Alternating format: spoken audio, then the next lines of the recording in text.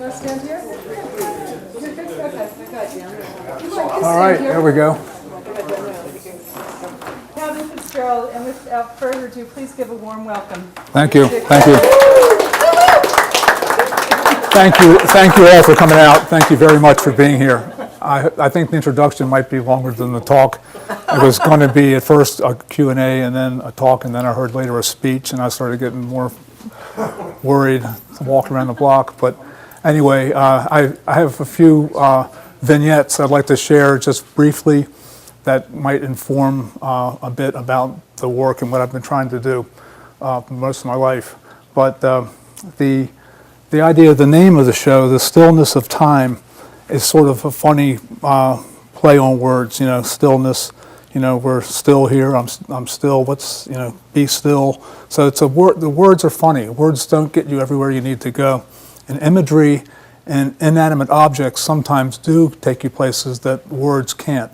You know, words are. It's a symbol language that tries to describe emotion in us, and it does. It's the only thing we have to work with, but it's the best thing we have to work with for a common denominator. But the visual and the music, sounds of music, these kinds of things are older than say words exactly.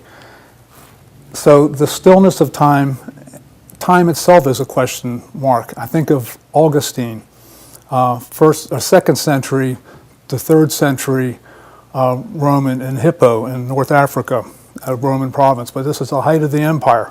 And Augustine was a great pivotal figure, and he said many funny things, as well as all the religious foundations he laid. They said, like, time.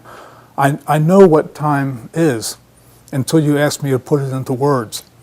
And he talked about the past and the present being always here, the present, the future never here. The past was, but it's the present is like an eternity.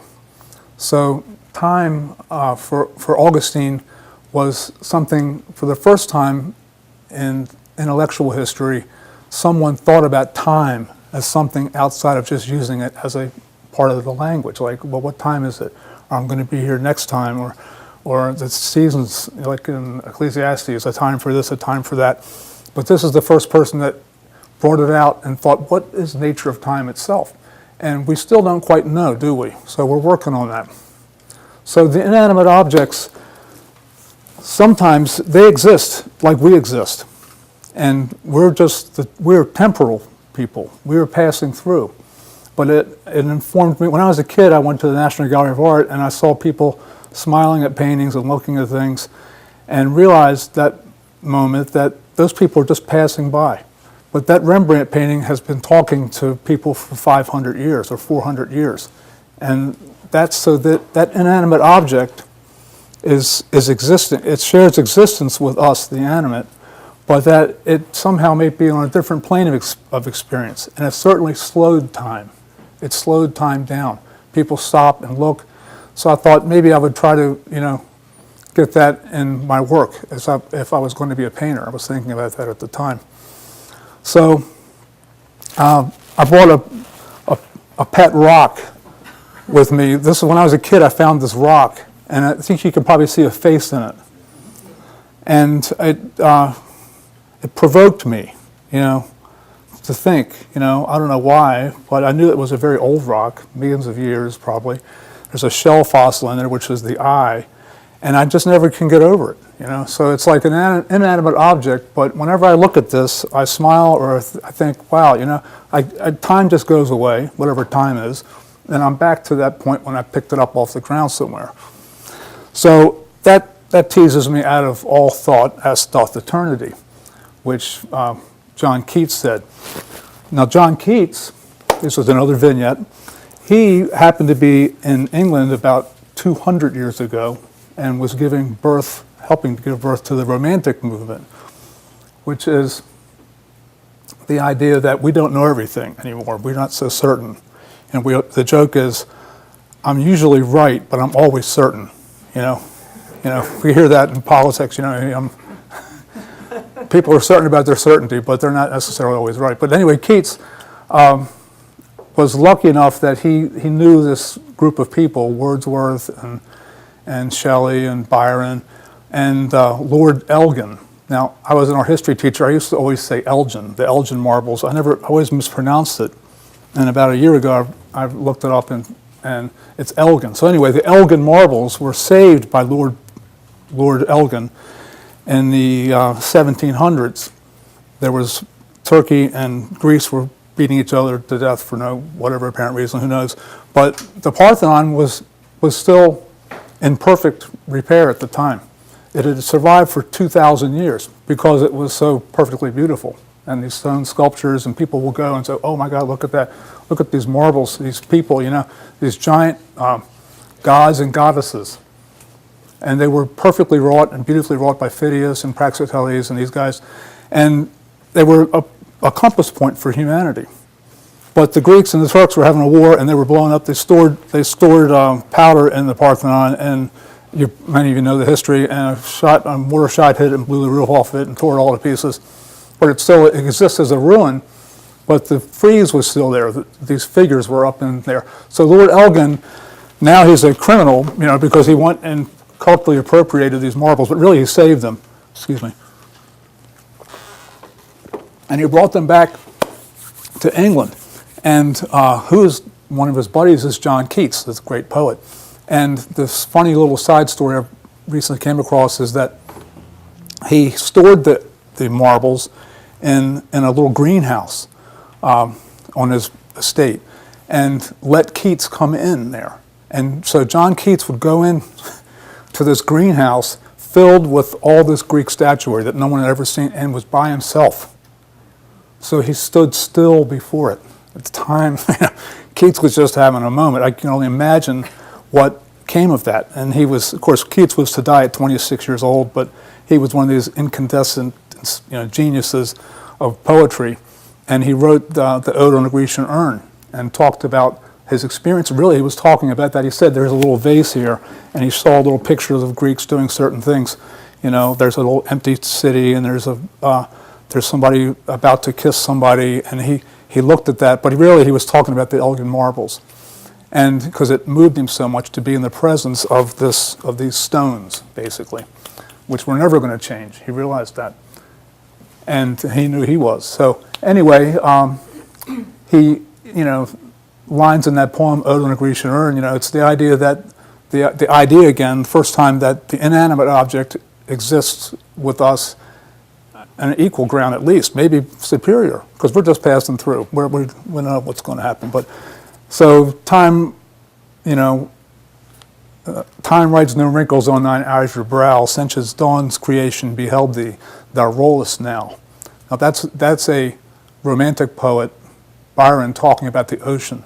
Time writes no wrinkles on thine azure brow, the blueness of the ocean. Since as dawn's creation beheld thee, thou rollest now. It's always going to be, it's like the respiration of the planet.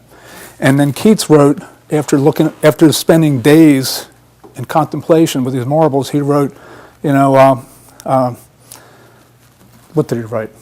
Bold lover looking for your kiss. There's this picture of this guy reaching for the kiss of the fair maiden, and he can't quite reach it because it's trapped in an image. And so it's never going to happen. He's never going to get it. And they're never going to find their love. But he says, fear not, forever wilt thou love, and she be fair. So it just kills you, the way that he could see, the permanence of that, even though it didn't actually happen. It was at the moment of potentiality, So in paintings, I'm trying to keep those kinds of things in mind. I try to think of something that would be an interlocking inevitability of color, that somehow shapes that seem like they have to be that way, and the color has to be that way, and it remind us emotionally of states that we have that come to us in dreams. So I'm not trying to make anything that's too particular. As they say, as you gain the particular, you lose the infinite. So that's why poetry is so cool, because you can read a book and there's all this crap in a book, all this da-da-da-da-da-da, and she did this, he did that. But in a poem, you've got to really use the language and just pare everything away. And just this essence comes through. So at the end of Keats' poem is, one old age this generation shall wait, shall waste. Thou shalt remain in midst of other woe, a friend to man, who shall proclaim beauty, truth, truth is beauty. That's all you know on earth and all you need to know.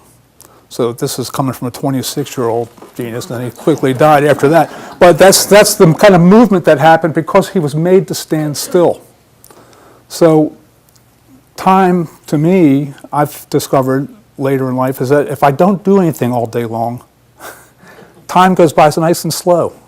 When I start moving through space and start doing things, time just goes away. It just goes away. So to be still before something, it says that in the Bible, be still and know that I'm the Lord. But to be still by the still waters. Stillness is an important visual concept for us to entertain, to keep us healthier, I think, rather than to be so turbulent, So I could go different directions with it, but when I was 10 years old, about the time I found this rock, I built a stone wall in the woods with some friends of mine in the woods in D.C., which is a beautiful park, Fort DuPont Park, Fort Davis Park, and it's exactly the same as it was. This is 55 years ago. But the park is not going to be touched because it's just, it's preserved. It was an old Civil War fort, but it's maybe 2 square miles of real estate right in southeast Washington. And I went in there and with some friends, with one friend in particular, Donald Freeman, and we built a stone wall about 20 or 30 feet long, worked really hard on it for 2 or 3 days. I don't know why. We were building a defense or something, they were going to get us and we were going to play guns or whatever. And I built this stone wall. And, and then we left and we moved, but I've forgotten about it. But every once in a while I remember, I built that wall back there. And my brother and I, about 2 years ago, went back to D.C. with bicycles on our cars and decided we would ride around the neighborhood like we were kids and the neighborhood's the same. And we went out into the woods and you could see places where 3 forts had been built, but there used to be like rusty nails and things. Everything's gone like that. That's all. Time has taken care of that. Life has. But the stone wall we came across, and it's right there, exactly. It just blew me away. I tell you, I was choked up. I mean, it was like my parents called me in to get a peanut butter and jelly sandwich or something. And 55 years later, I came back out to the stone wall. And my brother and I were just freaking out. It was just really cool. But that time was still there at that place. And it's still there. And I don't think it'll be wrecked. But anyway, I'm trying to get those kinds of feelings to happen in a visual arrangement. And that's the idea about what I'm trying to do. This painting is Inlet Dawn, and I'm trying to put across the idea of hope or possibility, trying to show the feeling of it's been very dark, but then there's these really nice colors that present themselves at some point in dawn or the evening. So I'm interested in that time of the day because it's like maximizes possibility. Something's about to happen. The beginning of the day or the end of the day. Okay. In this painting, I'm trying to show like the heat and the glare of an ocean day, sort of an evanescence or sort of an atmosphere starting to just emerge, like a cloud just emerges and catches the light in the scene, like a lampshade does. It somehow does that. It reflects back up and down, and there's this sort of special effect that the natural world presents itself to us. And you forget once again that it might be an ocean or anything. It's just that there's these various visual phenomena happening and taking place. And that's what I'm trying to get across there. This is Mount Vernon Fields, this painting. And it reminds me, I grew up in Alexandria in D.C. area, and Mount Vernon's a beautiful place to visit, but along the way down the Mount Vernon Parkway, you get these glimpses of the Potomac River.